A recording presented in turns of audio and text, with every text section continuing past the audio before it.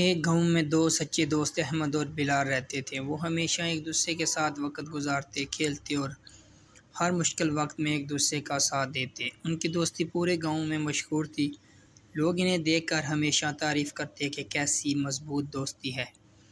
ایک دن احمد اور بلال نے فیصلہ کیا کہ وہ ایک قریبی جنگل کی سیر کو جائیں گے۔ دونوں دوست خوشی خوشی چلتے ہوئے جنگل میں داخل ہوئے۔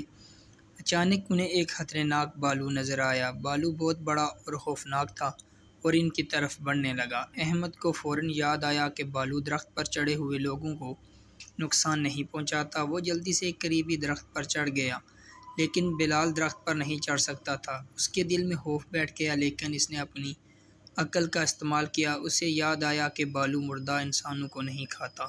بلال فوراً زمین پر لیٹ گیا اور اپنی سانسیں روک لیں۔ وہ ایسے لیٹ گیا جیسے وہ مر چکا ہو۔ بھالو قریب آیا، بلال کو سونگھا اور پھر یہ سمجھ کر کہ وہ مر چکا ہے وہاں سے چلا گیا۔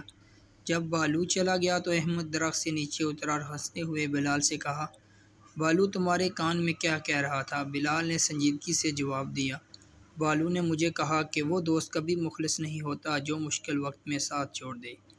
یہ سن کر احمد شرمندہ ہو گیا اور بلال کی بات سمجھ گیا کہ سچی دوستی صرف خوشی کے لمحوں میں نہیں بلکہ مشکل وقت میں بھی ساتھ دینے میں ہوتی ہے۔ سبق: سچے دوست وہ ہوتے ہیں جو ہر حالت میں ساتھ دیتے ہیں۔